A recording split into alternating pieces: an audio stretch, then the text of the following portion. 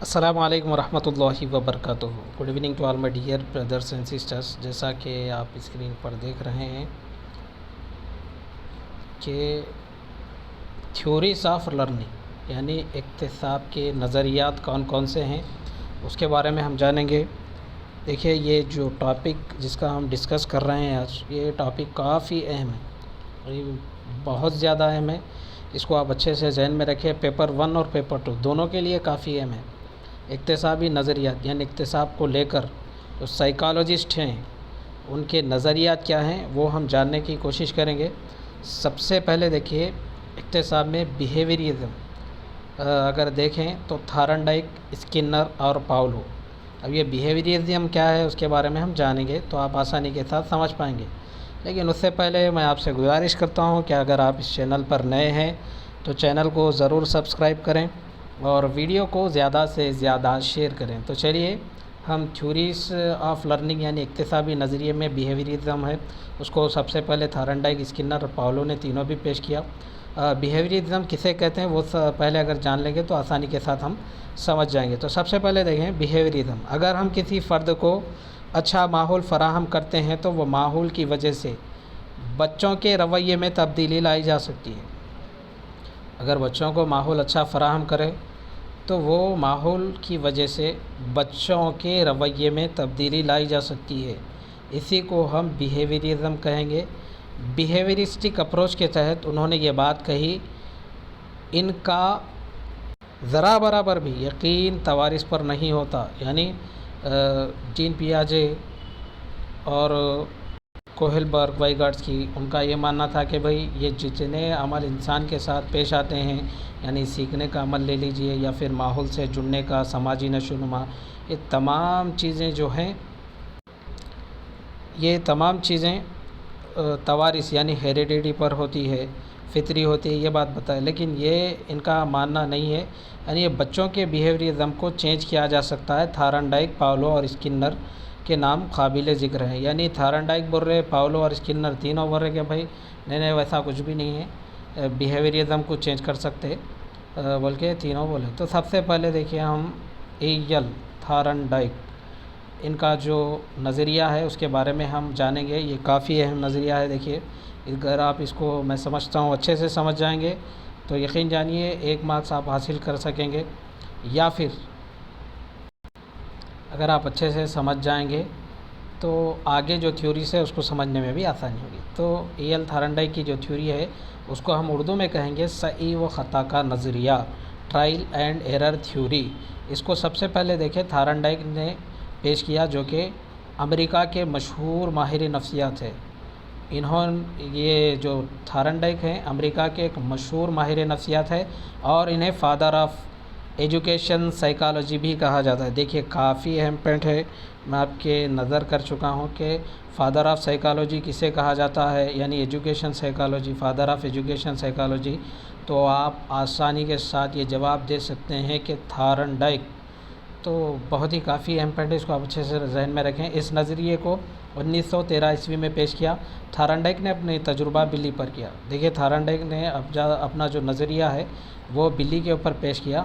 اس نظریے کو ہی صحیح و خطا کا نظریہ، ٹرائل اینڈ ایرر کہا جاتا ہے۔ اس تجربے میں انہوں نے ایک مخصوص ڈبے کا استعمال کیا جس کا نام پیوزل باکس ہے۔ دیکھیے، اس تجربے میں یعنی انہوں نے بلی پر تجربہ کیا، اور یہ جو تجربہ ہے بلی کو ایک ڈبے کے اندر، یعنی پان ڈبے کے اندر نہیں، ایک ڈبہ ہے، اس ڈبے کے اندر انہوں قید کر دیے تھے بلی کو، اس کا نام کیا تھا؟ پیوزل باکس۔ چلیے آگے بڑھتے ہیں۔ اس کے بعد یعنی اس ڈبے کے بعد دیکھیں 20x15x12، یہ بھی آپ اچھے سے ذہن میں رکھیں کہ اس کے بعد یعنی تھارنڈائک نے جس ڈبے کا استعمال کیا تھا اس کے بعد مندرجہ ذیل ہیں، یا پھر اس کے بعد یہ ہیں۔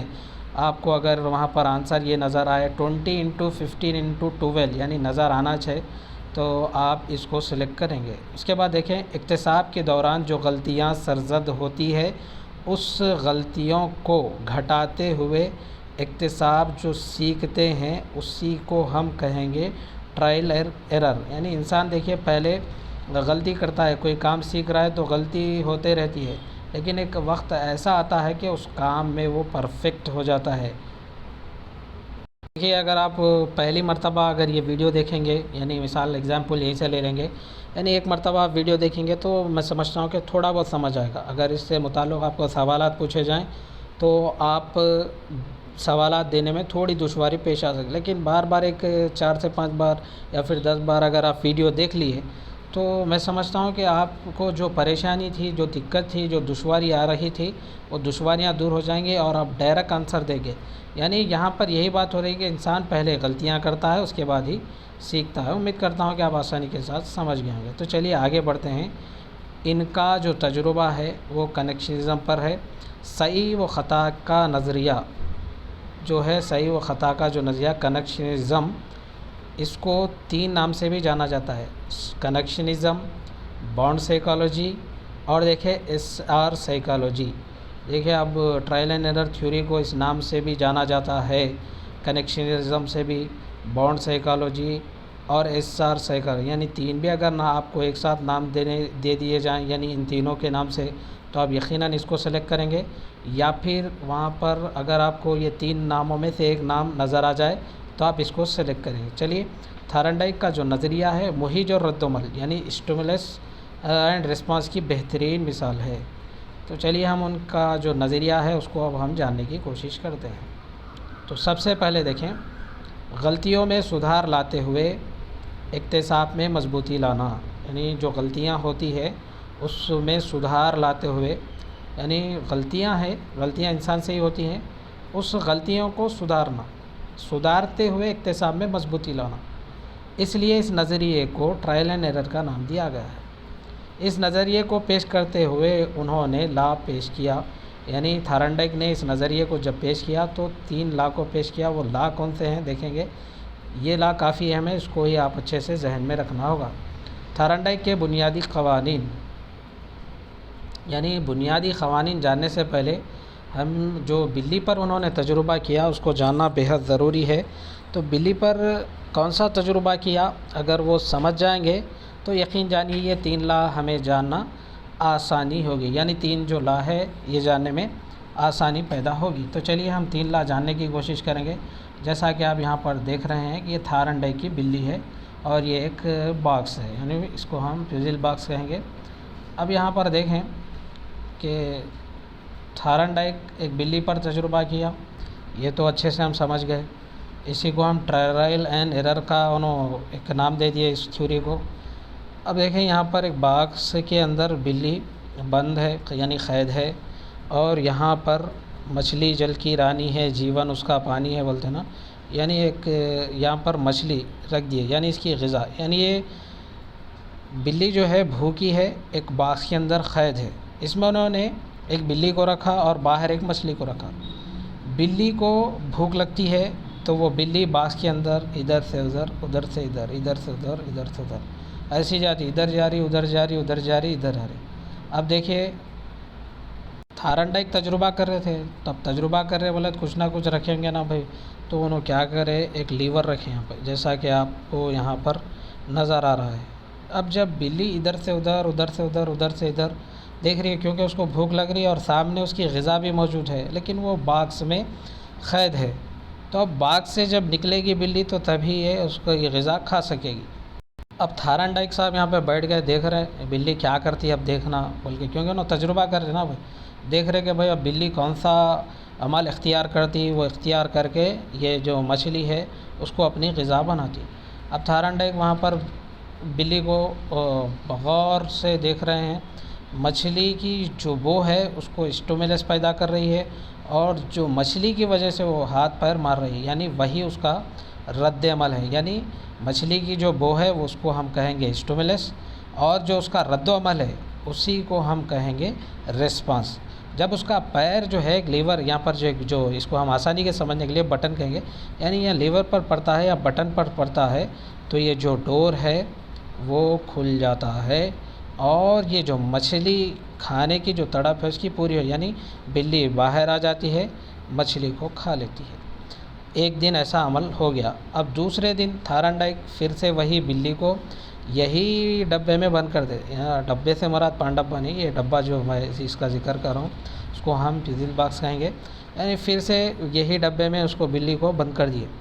اب جیسے بلی کو بند کر دیے، پھر یہاں پر سامنے مچھلی نظر آ گئی بلی کو، اب یہ پھر کوشش کر رہی کہ بھائی اس کو کھانا ہے، پھر ادھر ادھر پھر یعنی اسٹوملس اس کو آ رہا کہ بھائی مچھلی کو دیکھ کے، اس کی مچھلی کی بھوک کو دیکھ کے، اس کے بعد ادھر ادھر بلی کیا کر رہی بھائی، پھر رہی۔ اب ایک وقت ایسا آ رہا کہ بھائی بلی پھر وہی عمل دہراتی ہے، یعنی اس جو لیور بٹن ہے اس پر بٹن لیور کے اوپر پیر رکھتی ہے، پھر یہ دروازہ کھلتا ہے، پھر جاتی وہ جو غذا ہے اس کو کھا لیتی۔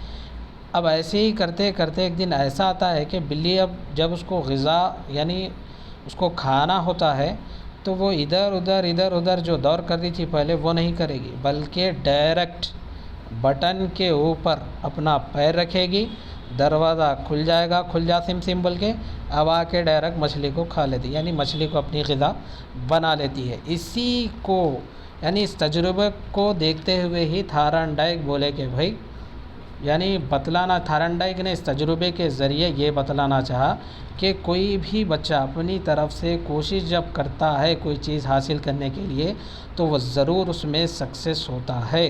یہ بات تھارنڈائک نے پیش کی۔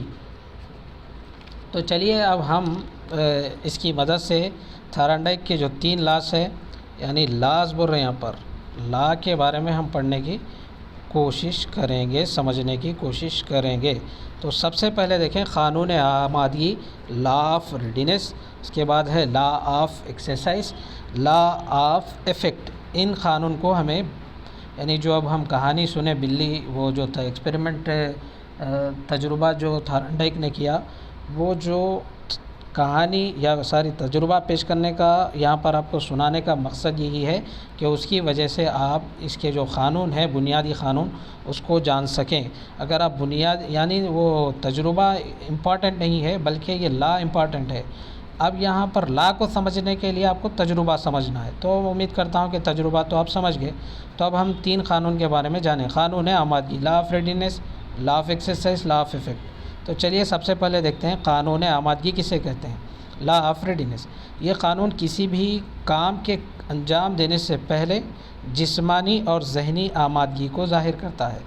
دیکھیے قانون میں یعنی لا آف ریڈینس میں قانون کسی بھی کام کے انجام دینے سے پہلے جسمانی اور ذہنی آمادگی کو دیکھتا ہے، یعنی جسمانی طور پر اگر آپ فٹ ہیں، ذہنی طور پر اگر آپ فٹ ہیں تبھی وہ آپ کام انجام دے پائیں گے، اس بات کا اس میں انہوں نے ذکر کیا۔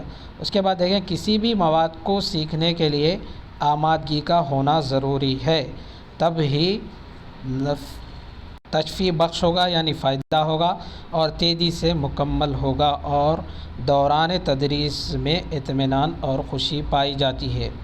دیکھیے لا آف ریڈینس جو ہے قانون آمادگی، کوئی کام انجام دے رہے ہیں، بچہ جسمانی اور ذہنی طور پر فٹ نہیں ہے، یا سمجھیے ذہنی اور جسمانی طور پر وہ فٹ نہیں ہے، یعنی مواد سیکھنا چاہ رہا ہے تو وہ مواد کو سیکھ نہیں پائے گا، یعنی جو مواد آپ اس کے سامنے رکھ رہے ہیں، یعنی جو مواد مضمون آپ سامنے اس کے پیش کیے ہیں وہ اس کو فائدہ نہیں پہنچائے گا اور تیزی سے اس کے ساتھ وہ سیکھے گا بھی نہیں۔ کب سیکھے گا؟ جسمانی اور ذہنی دونوں کی آمادگی ظاہر ہونا چاہیے۔ کمرے جماعت میں اس کا استعمال دیکھیے، اب یہاں پر آسانی کے ساتھ سمجھ، قانون آمادگی یعنی کوئی کام سیکھنے کے لیے جسمانی اور فزیکلی طور پر فٹ رہیں گے تبھی وہ کام کو کر سکیں گے۔ اب کمرے جماعت میں اس کا استعمال کس طریقے سے ہوگا؟ زور زبردستی سے مواد مضمون کو پیش نہیں کیا جا سکتا۔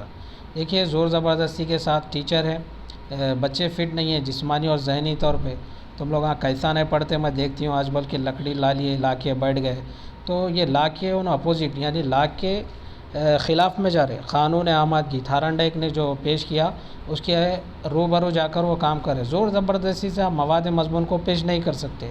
دوسرا ہے طلباء کو سبق یا سیکھنے کے لیے آمادہ نہیں کر، یعنی طلباء کو زبردستی ارے پڑھو رے، دیکھ کیسا نہیں پڑھتے تم دیکھتے ہو، گھر کا غصہ لے گیا کہ وہاں پہ نکال رہے بچوں کے ساتھ، بولے لا آف ریڈینس جو قانون ہے اس کا آپ النگھن کر رہے، اس کو آپ توڑ رہے۔ اس کے بعد دیکھیں اساتذہ طلباء کے خواہشات، ضروریات اور رجحانات کے مطابق طریقہ تدریس کو اپنانا چاہیے۔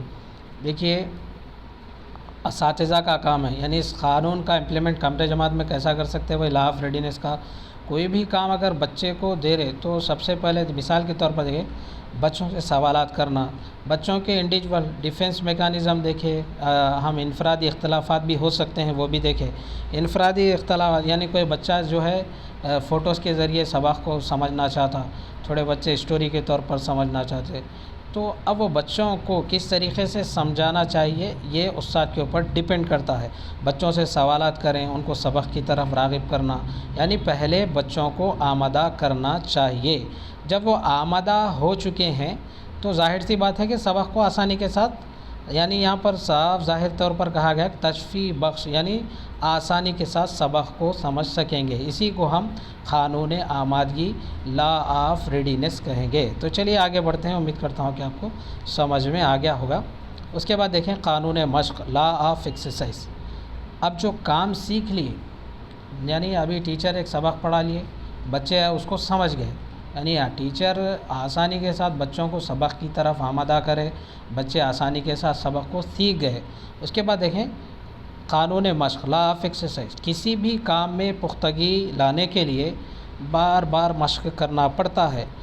یہ دیکھیں practice make a man perfect کے اصول پر مبنی ہے۔ دیکھیے جب ٹیچر سبق پڑھا دیے، بچوں کو آمادہ کر دیے، زبردست طریقے سے میں سبق پڑھا دی، بچوں کو سمجھ میں آ گیا بول کے اچھا سکون سے بیٹھے ہوئے ہیں، بچوں کو کچھ ورک نہیں دیا، یعنی کسی بھی کام میں اس کی پختگی لانے کے لیے بچوں کو ایکسرسائز کرانا پڑتا ہے۔ یہاں پر اگر مثال کے طور پر اگر پیش کریں گے تو آپ آسانی کے ساتھ سمجھ سکیں گے۔ یہاں پر بار بار عمل کرنے سے مہیج اور رد و عمل میں مضبوط رشتہ قائم ہو جاتا ہے۔ اگر عمل کو بار بار دہرایا نہ جائے تو رد و عمل بھی کمزور ہو جاتا ہے۔ دیکھیے ایک مولوی صاحب ہیں جنہوں نے قرآن پاک کو حفظ کیا، یہاں پر اگزامپل اس لیے رکھ رہا ہوں کہ آپ آسانی کے ساتھ سمجھ جائیں گے۔ اب وہ یہ چاہ رہے ہیں کہ بھائی میں قرآن پاک کو، کلام پاک کو جو اپنے ذہن میں نقوش کیا ہوں، یعنی یاد کیا ہوں، حفظ کیا ہوں، اس کو بھولنا نہیں چاہیے۔ تو آپ دیکھیں گے کہ جو مولوی ہوتے ہیں وہ بار بار یعنی بعد فجر کے بعد یا پھر عشاء کے بعد تلاوت کلام پاک کرتے ہیں، یعنی وہ بار بار مشق کرتے ہیں، یعنی اپنے ذہن کے اندر اس کو یاد رکھنے کے لیے بار بار اس کے اوپر مشق کرتے ہیں۔ اگر نہیں کرے تو ایک ایک کر کر بھول جاتے ہیں۔ تو اسی کو ہم قانون مشق کہیں گے، یعنی جو سیکھا گیا ہے اس کو بار بار اگر آپ دہراتے رہیں گے تو آپ وہ کام بھول نہیں سکیں گے۔ آپ کو جو کام بتلایا گیا، آپ نے جو سیکھا، وہ اس کام کو بھول نہیں پائیں گے۔ دیکھیے اب law of use, law of disuse, یعنی قانون مشق کے اندر دو لا ہیں، لا آف یوز ہے، law of disuse. Law of use دیکھیں کسی کام کو کرنے سے وہ ہم کو یاد نہیں رہتا، بلکہ اس کام کو بار بار کرنے سے یاد رہتا ہے، اسی کو ہم لا آف یوز کہیں گے۔ یعنی اس کو بار بار اگر ہم یوز میں استعمال میں لاتے رہیں گے تو وہ ہم کام کو بھول نہیں پائیں گے، اس کو ہم اچھے سے ذہن میں رکھیں گے۔ لا آف ڈس یوز، اگر کسی کام کو بار بار نہ کیا جائے تو وہ کام کو بھول جاتے ہیں، اس کو ہم ڈس یوز کہیں گے۔ مثال کے طور پر آپ نے کمپیوٹر سیکھا تھا، آپ ایک سال کے بعد میں پھر کمپیوٹر جا کے بیٹھے تو آپ کو عجب دکھ رہا ہے کہ اس کی وجہ کیا ہے؟ آپ وہ کام کو یوز میں نہیں لیے، اس وجہ سے آپ کو مشکل درپیش آ رہی ہے۔ اس کے بعد دیکھیں کمرے جماعت میں اس کا استعمال، پہلے ہم دیکھا کہ لا آف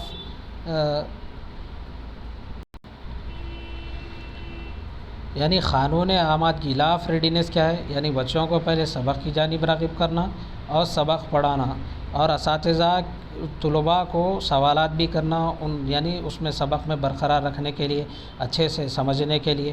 اب اس کے بعد جو ہے قانون مشق، یعنی جو سیکھا گیا مواد ہے اس کو یاد رکھنے کے لیے قانون مشق، لا آف ایکسرسائز کرانا چاہیے۔ اس میں لا آف یوزز ہے، لا آف ڈس یوز۔ اب اس کو کمرے جماعت میں کیسا امپلیمنٹ کرنا چاہیے؟ کمرے جماعت میں دیکھیں تدریس کے بعد طلباء کو اورل ایکسرسائز کا وقت دینا چاہیے، سیکھے ہوئے مواد کا فوری اعادہ کرنا چاہیے، تدریس کے بعد مہارت پیدا کرنے کے لیے طلباء میں مباحثہ کرنا چاہیے، خاموش خوانی اور بلند خوانی، بچوں کو مضمون کے حساب سے کام دینا چاہیے جس کی وجہ سے بچہ اپنا جو سبق ہے اس کو اچھے سے یاد رکھیں، یعنی ریلیٹڈ ہونا چاہیے۔ دیکھیں کئی یعنی یہاں پر برائی نہیں کی جا رہی، اب ٹیچروں کا حال ایسا ہوتا ہے کہ بھئی بجے 4 چلے یار، یعنی بچے کچھ پڑھیں دے یا نہیں پڑھیں دے۔ بہت مختصر ٹیچر ایسے ہوتے ہیں جو اپنے کام سے دل چراتے ہیں۔ کمرے جماعت میں اس کو بھی آپ امپلیمنٹ کرنا ضروری ہے۔ طلباء کو ایکسرسائز دینا ہوگا، اور طلباء کے اندر جو سبق سیکھے ہیں اس میں مہارت پیدا، یعنی ان کو یاد رکھنے کے لیے بچوں میں مباحثہ بھی کرنا ہے، بچوں کو مضمون کے حساب سے کام بھی دینا، یعنی گھر کا کام بھی آپ کو دینا چاہیے، جس کی وجہ سے بچے اس کام کو یاد رکھ پائیں گے۔ یعنی بلی کو اگر ہم ایک بند کر رہے تھے کس کے اندر، وہی باکس کے اندر، جب بلی کو بند کیا جا رہا تھا بار بار وہ بلی جب مشق کر رہی تھی تو اس کو مہارت حاصل ہو گئی تھی کہ وہ ڈائریکٹ جا کر بٹن پر ہاتھ یعنی پیر رکھ دی، جس کی وجہ سے وہ دروازہ کھل گیا، وہ جا کر اپنی غذا حاصل کر لی۔ اسی طریقے سے کام کو بار بار مشق کرنے سے ہمیں وہ کام اچھے سے یاد ہوتا ہے، یاد رکھ پاتے ہیں۔ تو چلیے اب ہم آخری جو اسٹیج ہے اس کو جاننے کی کوشش کریں گے۔ قانون تاثیر، لا آف ریڈینس، ساری لا آف افیکٹ۔ اس اصول کے مطابق رسپانس کی مدد سے حاصل ہونے والے نتائج تشفیع بخش ہوتے ہیں، اس پر دوبارہ عمل کیا جا سکتا ہے، اگر نتائج بیکار ثابت ہو تو دوبارہ اس پر عمل نہیں کیا جا سکتا۔ دیکھیے کوئی کام سیکھ لیے آپ، یا پھر اس اصول کے مطابق رسپانس کی مدد سے حاصل ہونے نتائج تشفیع بخش بھی ہو سکتے ہیں یا پھر منفی بھی ہو سکتے ہیں۔ اس کو ہم اور اچھے سے سمجھنے کی کوشش کریں گے۔ یعنی کوئی کام ہم انجام دے رہے ہیں، اس کام کا اثر ہم پر کیا پڑتا ہے، یعنی مثبت تو اثر ہوگا یا پھر منفی اثر پڑتا ہے۔ تو اگر مثبت اثر پڑتا ہے تو ہم وہ کام کو بار بار کریں گے، رسپانس اچھا دیں گے۔ اگر وہ منفی اثر پڑے گا تب منفی اثر پڑنے سے اس کام کو ہم انجام نہیں دیں گے، یعنی اسی کو ہم لا آف افیکٹ کہیں گے۔ مثال کے طور پر دیکھیے، اگر ہم ایک ریسٹورنٹ میں چلے گئے تو دو دوستوں میں مل گئے، بھائی دو دوست مل کر ریسٹورنٹ چلے گئے۔ ریسٹورنٹ جانے کے بعد انہوں نے یہ فیصلہ کیا کہ بھائی ہم بار بار بریانی کھا رہے ہیں، کوئی نئی ڈش آرڈر کرتے ہیں۔ اب جب نئی ڈش آرڈر کرے، نئی ڈش جب جیسے ان کو بھی معلوم نہیں کہ بھائی یہ ڈش میں کیا رہتا، یعنی پہلی مرتبہ وہ ڈش کا آرڈر کیے اس کا مزہ معلوم کرنے کے لیے، جب وہ ڈش ان کے سامنے پیش کی گئی تب انہوں نے دیکھا کہ ڈش سامنے تو آ گئی۔ اب ڈش سامنے آنے کے بعد جب وہ کھانے کو کھا رہے ہیں تو وہ کھانا ان کو، یعنی جو نئی ڈش تھی وہ اندر نہیں جا رہا، یعنی اس کا مطلب ان کو وہ ناپسند گزرا، یعنی نگیٹیو اثر پڑتا ہے۔ تو اس کو تھارن ڈائک نے نام دیا کہ پنشمنٹ پازیٹیو، اس کا نام دیا ہے۔ دیکھیے اب وہ ریسٹورنٹ چلے گئے، ان کو پسند نہیں آیا، وہاں پر ان کو منفی اثر پڑتا ہے، یعنی انہوں نے یہ دل میں سوچ لیا کہ اب ہم جو چیز آرڈر کیے ہیں وہ زندگی میں یہ چیز کو آرڈر نہیں کریں گے، یعنی نیگیٹو اثر پڑتا ہے۔ تو اسی کو تھارن ڈائک نے یہ نام دیا، یعنی پنشمنٹ پازیٹیو اس کا نام دیا ہے۔ اور ایک بات انہوں نے یہ کہی کہ ریوارڈ ری انفورسمنٹ، اور یہ سب سے پہلے کانسیپٹ تھارن ڈائک نے ہی پیش کیا، یعنی انہوں نے بتلایا کہ دیکھیے، یعنی ہم ایگزامپل لے سکتے ہوئے، اگر بلی جس طریقے سے اپنا جو پیر بٹن پر رکھ رہی تھی، یعنی اس کو معلوم ہو گیا کہ بھائی بٹن پر جب پیر رکھا جا رہا تو اس کو ایک غذا مل رہی، یعنی پازیٹیو وہاں پر اس کے اوپر اثر ہو رہا۔ اگر وہی بلی بار بار اس کے اوپر پیر رکھ رہی، یعنی وہ جو لیور باکس تھا اس کے اوپر جو بٹن تھا اندر، یعنی اس کے اوپر پیر رکھ رہی، پھر بھی اگر وہ ڈور اوپن نہیں ہو رہا تو اس کو ریسپانس نگیٹیو جائے گا۔ تھارن ڈائک کا کہنا ہے کہ بھائی بچوں کو افیکٹ دینے کے لیے، بچوں کو افیکٹو ماحول فراہم کرنے کے، بچوں کو اسکول سے جوڑ کر رکھنے کے لیے ان کو انعام دینا، ان کی تعریف کرنا، اس کی وجہ سے بچے سبق کی طرف آمادہ ہوں گے، اسکول کے لیے یعنی آنے کے لیے بھی آمادہ ہوں گے اور آسانی کے ساتھ سبق بھی سیکھیں گے۔ اگر یہ کام نہیں کیا جائے گا تو پھر وہی کام ہوگا کہ چار بچوں کو بھیج کر اس کے دونوں ہاتھاں پکڑ کے لے کہیں گے، دو جنے پیراں پکڑ کے، یعنی چاروں چار طرف پکڑ کے اسکول کو لے کے آنے کی نوبت پڑے گی، یعنی اس کا رشتہ اسکول سے دور ہو جائے گا۔ امید کرتا ہوں کہ آپ کو 3 لا سمجھ میں آ گئے ہوں گے۔ دیکھیے کمرے جماعت میں استعمال یہی ہے کہ اکتساب مقاصد پر مبنی ہونا چاہیے، دلچسپ اور دلکش طریقے سے تدریس کا فعل انجام دینا چاہیے، یعنی ٹیچر آ گئے، ارے نکالو رے کتاباں، کیا پڑھے تھے کل، یہ ایسا لینگویج استعمال کر کے تم لوگوں کو تو آتش نہیں رونے، تم لوگ کب پڑھے تھے بول کے پڑھتے، یہ جو طریقہ ہے یہ طریقہ نہیں ہونا چاہیے، بلکہ اچھے طریقے سے ٹیچر کو پڑھانا چاہیے۔ یہ بات تھارن ڈائک نے پیش کی، کمرے جماعت میں اس طریقے سے اس کو امپلیمنٹ کرنا چاہیے، یعنی اکتساب مقصد پر مبنی ہونا چاہیے، دلچسپ اور دلکش طریقے سے تدریس کا فعل انجام دینا چاہیے۔ اکتساب بذریعہ عمل یعنی لرننگ بائی ڈوئنگ کے موقع فراہم کرنا چاہیے۔ طلباء کی بہتر کارکردگی پر تعریف و توصیف کے ساتھ ساتھ انعامات بھی دینا چاہیے۔ یعنی دیکھیے بھائی، گورنمنٹ ٹیچر ہے، میں سمجھتا ہوں اس کی تنخواہ ایک شروع اگر دیکھیں تو 35,000 تک میں رہتی۔ اگر جو پرانے سینئرس ٹیچر ان کی تو الحمدللہ 70-80 ہزار روپے ہوں گے۔ یعنی ٹیچر ایک مشکل سے 1,000 روپے بھی ایک مہینے میں انعامات کے ذریعے بچوں کو چاکلیٹ فراہم کر رہا بھائی، کبھی کچھ پنسل کے طور پر ان کو گفٹ کر رہا، تو ایک مشکل سے 1,000 روپے خرچ آئیں گا مہینے میں، تو اتنا تو کام کر سکتے ہیں نا بھائی بچوں کے لیے۔ تو طلباء کیا ہے، بہتر کارکردگی، ان کی تعریف و توصیف کے ساتھ ان کے انعامات بھی، یعنی سبحان اللہ بہت اچھا پڑھے، ماشاءاللہ بہت اچھا تعریف کر دیے، کلاپساں مار دیے، بہت اچھی بات ہے، لیکن اس کے ساتھ ساتھ ٹیچرز اور سار کو بھی چاہیے کہ انعامات بھی بچوں کو دیں۔ اس قانون کے مطابق کمرے جماعت میں تجربات اطمینان بخش اور خوشگوار ہونا چاہیے۔ اس قانون یہی پیش کر رہا ہے کہ اس قانون کے مطابق کمرے جماعت میں تجربات اطمینان بخش اور خوشگوار ہونا چاہیے۔ اس کے بعد تھارنڈائک کے اس قانون کی تعداد لا آف فریکوینسی بھی کہتے ہیں، یعنی تھارنڈائک کے اس قانون کی تعداد کو لا آف فریکوینسی بھی کہتے ہیں۔ اس قانون کو اعادہ یا تکرار سے بھی جانا جاتا ہے۔ اس محرکہ کے جوابی رد عمل کے طور پر حاصل ہونے والے اکتساب کو بار بار دہرانے کے عمل کو قانون مشق کہتے ہیں۔ امید کرتا ہوں کہ آپ اس تھارنڈائک کے جو تھیوری ہے اس کو آپ آسانی کے ساتھ سمجھ گئے ہوں گے انشاءاللہ العزیز۔ پھر ہماری اگلی ویڈیو میں ملاقات ہوگی۔ السلام علیکم، اللہ حافظ۔